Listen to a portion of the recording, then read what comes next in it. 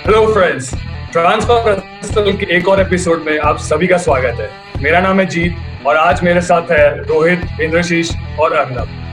तो जैसा कि आप सब जानते हैं, ट्रांसफर मार्केट ऑलरेडी ओपन हो चुकी है। 27 जुलाई से ट्रांसफर मार्केट ओपन हो चुकी है और इसलिए हमारे पास ढेर सारी इंटरेस्टिंग गॉसिप्स और मसाला न्यूज है मैनचेस्टर यूनाइटेड ट्रांसफर्स को लेके। तो चलिए बात करते हैं। सबसे पहला प्लेयर जो हमारे साथ लिंक्ड है, जो कि स्काई स्पोर्ट्स ने हमारे साथ लिंक किया है, वो है गैब्रियल। सो लिल के ब्राजीलियन सेंटर बैक गैब्रियल, जो कि स्काई स्पोर्ट्स क्लेम कर रहे हैं कि मैनचेस्टर यूनाइटेड गैब्रियल को मॉनिटर कर रहे हैं। और साथ ही साथ उन्होंने ये भी कहा है कि Napoli are the front runners to sign Gabriel along with Everton and Paris Saint Germain also in the mix. तो सबसे पहले आते हैं रोहित आपके पास। व्हाट डू यू थिंक कि this will go through, and क्या आपको लगता है कि गैब्रियल एक टॉप साइनिंग हो सकता है मैनचेस्टर यूनाइटेड के लिए? Well, to be honest, this is the time of that year again when every household name in world football is linked with Manchester United. So, well, let's look at Gabriel. So, Gabriel, well, he's linked with Napoli, like you said, Napoli, then Everton and PSG. And one thing, what we can offer other than Napoli and Everton is Champions League, because Napoli, I think they are playing the European League, Europa League next week, and Everton, they don't have any European football. So in that front, yes, we are front runners, but again PSG is there. But again, if we look at the competition in PSG is very tough for that spot. But at United, he has that chance to form a front back three, or again a partner with Maguire, what we discussed last time. So I think yes, we have a very clear chance of getting in, and of course you can see that as well. He has a very good chance here. Let's go. सो इंद्रशीष, रोहित ने एक अच्छा point बताया champions league football के बारे में जो United offer करता है। आपको क्या लगता है? आई थिंक जो अभी ये डील है अभी बहुत नेसेंट स्टेज में है। अभी डील स्टार्ट हुआ, तो पता नहीं फाइनलाइज हुआ कि नहीं। लेकिन द बेस्ट पार्ट ये है कि वो लेफ्ट फुटेड है और हम लोग अभी एक लेफ्ट फुटेड डिफेंडर सोच रहे हैं। तो सोल्जर ने भी हिंट दिया था कि हमें लेफ्ट फुटेड डिफेंडर चाहिए। नेथानियल एके को हम लोग को मिला नहीं, वो मैन सिटी पे उसका एक एग्रीमेंट हो गया। तो अभी हम लोग कोशिश करेंगे इसको साइन करने के लिए। लेकिन at the end of the day हम लोग सैंचो को भी साइन कर रहे हैं, लेकिन अभी तक उतना प्रोसेस हुआ नहीं है। तो ये end of the transfer window में पता लगेगा कि होगा कि नहीं होगा। लेफ्ट फुटेड सेंटर बैक है और साथ ही साथ लिल के प्लेयर ऑफ द ईयर भी है इस बार के गैब्रियल। तो अर्नब, क्या लगता है आपको, क्या फिट बैठेंगे हमारी टीम में? दो बातें हैं इसमें।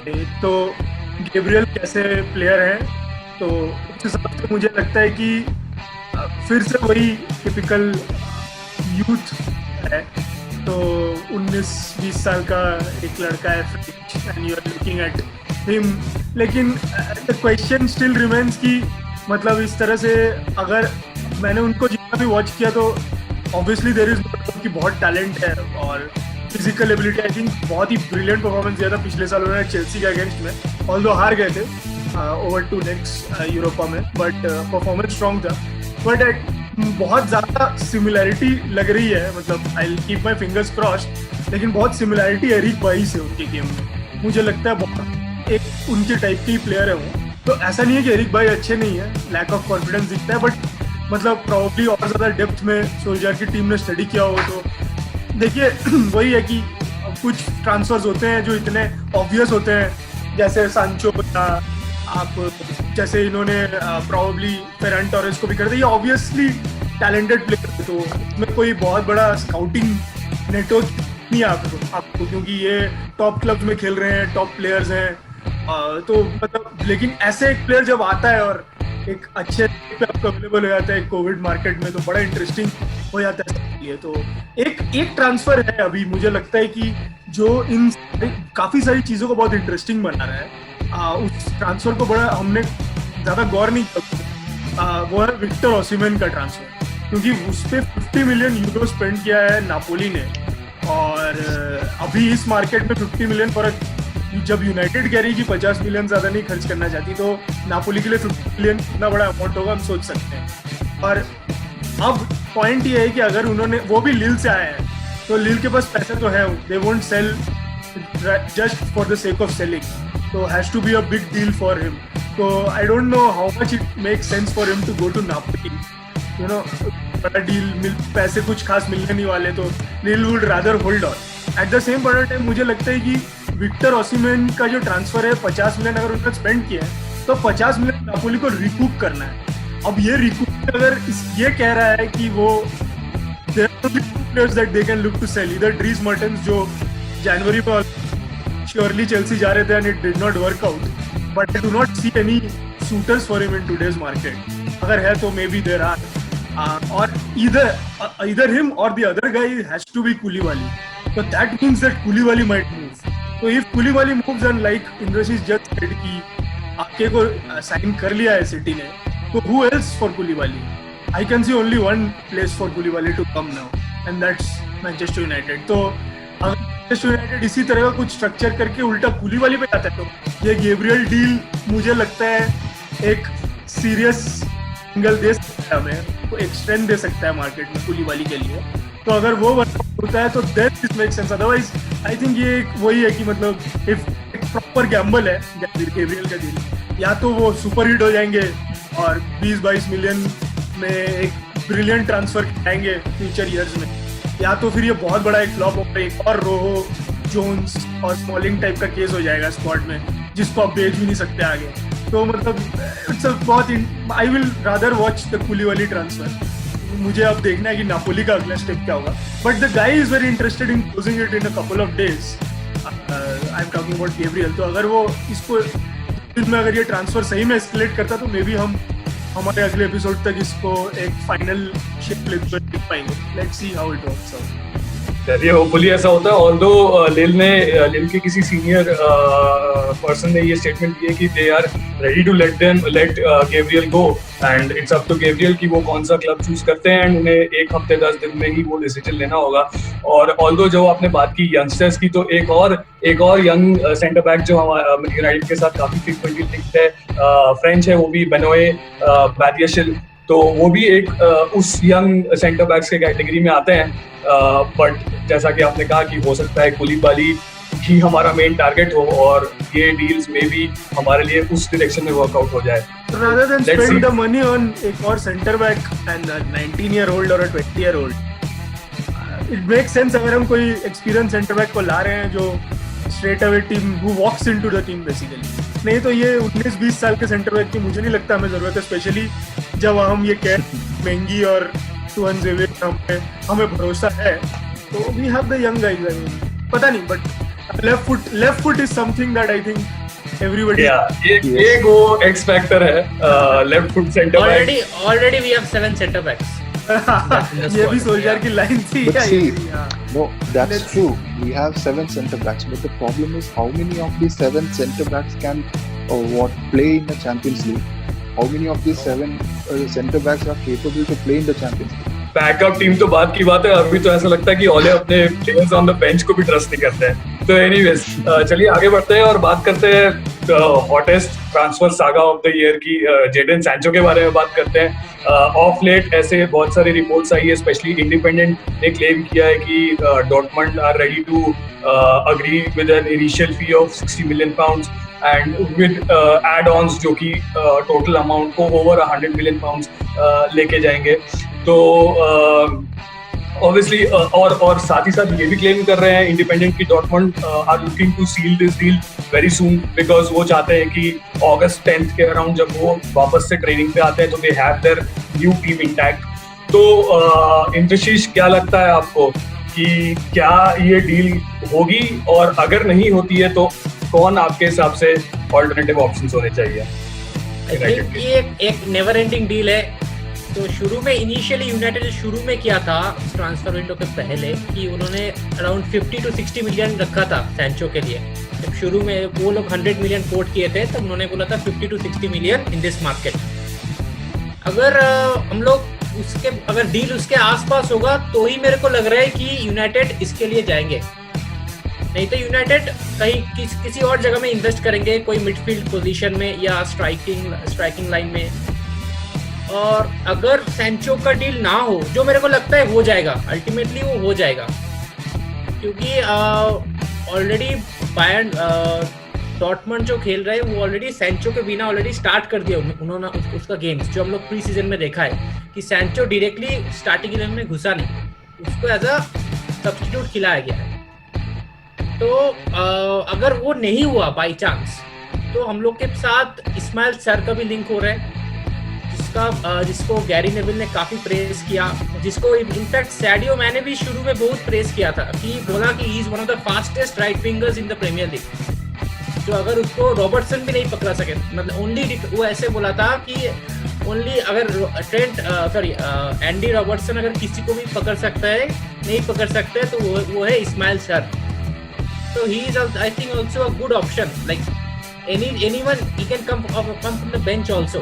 Like, because if we stick to this team, and then we have Ismail Sarr coming at the 65th minute, so that can be a very good addition for us. Okay, so Rohit क्या लगता है आपको कि क्या ये भी जो पुराने हमारे ट्रांसफर हिस्ट्री रही है, स्पेशली ब्रूनो और मैगवायर के साथ, की डाउन द लाइन स्ट्रेच होगा ये ट्रांसफर, या what do you think about it? You see, Jadon Sancho has United written all over him. He is going to be a Manchester United player no matter what. But the question is when, whether this season or next season. This is mating, but I really think it will be finished this season itself. Because I don't think Dortmund will be holding him for another year. So, well, he has that quality. We have all seen what he can do. I mean, he's a dribbler. He can get into spaces. He can counter-attack. He can carry the ball. So, yes, well, I think it will happen this season. But in the unfortunate scenario that if it does not happen, well, the player which I have in mind, I will raise some eyebrows definitely. I think we should definitely give Gareth Bale a chance. He still has got around 2 or 3 years left in him. He is, of course, in the Madrid bench. I don't think he'll again play for them again. So I think we should give him a chance. He has experience. He has the quality. Then he has the Champions League experience. He's a Champions League winner multiple times. I think he can definitely influence our youngsters as well. But I really think it is Sancho who is coming here. Definitely a natural heir to the number 7 shirt. Fingers crossed. Arnab, आपको क्या लगता है इस बार? बहुत ही अच्छे, दोनों ने बहुत ही अच्छे ऑप्शंस बोले हैं मेरे ख्याल से। बहुत ज्यादा इंटरेस्टिंग डिस्कशन हो गया। दोनों ही बहुत डुएबल है डील्स हैं, और वॉटफोर्ड का रेलीगेशन और यहाँ रियल में तो बेल की फोटोज जैसी आ रही है वो दिख ही रहा है। बहुत अच्छे ऑप्शन है, अगर मतलब मार्केट में एक्सपीरियंस चाहिए तो बेल पे जा सकते हैं, और चैंपियंस लीग जा रहे हैं, कॉन्फिडेंस से जा सकते हैं बेल के साथ, और वही स्ट्रेंथ है अभी एड वुडवर्ड के पास की। आई थिंक डील बदल गई है बिकॉज ग्रीनवुड का जो इमरजेंस है अब, तो उसने बहुत ही कंफर्टेबल पोजीशन में डाल दिया वुडवर्ड को, और टू एन एक्सटेंट मुझे लगता है ओले को भी, बट ओले आई थिंक पुश करेंगे क्योंकि वो ये प्राइम टारगेट है, और ट्रांसफर विंडो में जब आपका प्राइम टारगेट अवेलेबल है और कोई कंपटीशन नहीं है तो मिस आउट करना अच्छी बात नहीं होगी मुझे लगता है। तो अब स्ट्रक्चर कैसे डील करना है इसके लिए फाइनेंशियल पीपल है, they should work it out, और I think anywhere between 90 up to 90 million should be done, but मतलब 60+30 आई मीन, तो वेरी इजी। एक्चुअली वही है कि पीआर एंगल से ये अच्छा नहीं है, अगर टाइम पे हम किसी के लिए 100 मिलियन स्पेंड करते हैं तो it would be very bad for United overall image. वो नहीं होने वाला, तो हम 60+ इजी एड ऑन्स करेंगे प्रॉब्लम, तो डील हो जाएगी। बट आई फील कि वो एड वुडवर्ड की वही गली जो ब्रूनो और मैगवायर वाली गलतियां वो चलती रहेंगी। वो एक नॉर्मल डील की तरह हैंडल करते हैं इन सब चीज़ों को, एक प्रॉपर्टी डील की तरह हैंडल करते हैं ट्रांसफर को, जिसमें क्या हो इतने देर के अगर कोई बिकी नहीं प्रॉपर्टी तो सामने वाला परेशान होकर कम में बेच देगा, पर ऐसा होता नहीं है, और अल्टीमेटली ये होता है कि उस प्लेयर को टीम के साथ प्रैक्टिस करने का मौका भी नहीं मिलता है, तो ये that completely ruins the first 2-3 months of the season. Maguire को भी काफ़ी टाइम लगा था पहले 1-2 महीने में अपने टीममेट्स के साथ पिकअप होने में, तो ये नहीं होना चाहिए फिर साइड। तो होपफुली ये जब तक हम यूरोपा ख़त्म कर रहे होंगे ये रैप अप हो जाए और ये अक्टूबर 5 तक ना जाए. I feel we will wait till the Europa end probably to drive down the price, और यूरोपा के बाद ही सांचो डील फाइनल होगी, उस समय सिर्फ बातें होंगी. ओके, तो चलिए आगे बढ़ते हैं. एक क्विक रिएक्शन लेते हैं आप लोगों से जैक ग्रिलिश के ऊपर. तो जैक ग्रिलिश की डील के बारे में अगर देखा जाए तो विला अब 80 मिलियन पाउंड्स का आस्किंग प्राइस मांग रहे हैं, जो कि सरप्राइजिंगली बहुत ज्यादा है अभी के सिनेरियोज में. तो इंद्रशीष, आपका क्या रिएक्शन है? क्विक रिएक्शन ऑन दिस कि शुड यूनाइटेड, बिकॉज अगर अब यूनाइटेड बैक ऑफ करते हैं तो जैक ग्रिलिश के काफी हेवीली लिंक्स है आर्सेनल के साथ, और आर्सेनल में उन्हें फर्स्ट टीम फुटबॉल भी मिलेगी. तो हो सकता है कि ये नेक्स्ट सीजन हमें ही बाइट बैक करे अगर हम बैक ऑफ करते हैं. तो क्या लगता है आपको कि should United back of on this deal? I think 80 million price is too high for in this market for any player. Like any player, any upcoming youngster, to be honest. Like, so if somebody is asking, if Jack Grealish is not worth 80 million in today's market, so there are hundreds of you can get many good players for 80 million, world class players for 80 million in today's market. So if they don't back, if the price doesn't reduce, there is no point going after Jack Grealish. Okay, because so as it is, because as it is, if he joins the team, we have to bench Rashford. So Rashford has been, I think, is United's player of the year this year. So Ole is not going to bench Rashford. So okay, so Rohit, so Rohit, your quick reaction to this: should United back off from the deal or not? For 80 million, definitely he's not that. He's not worth 80 million. So. He has that Premier League experience. He has scored like 10 goals or something without any single penalty.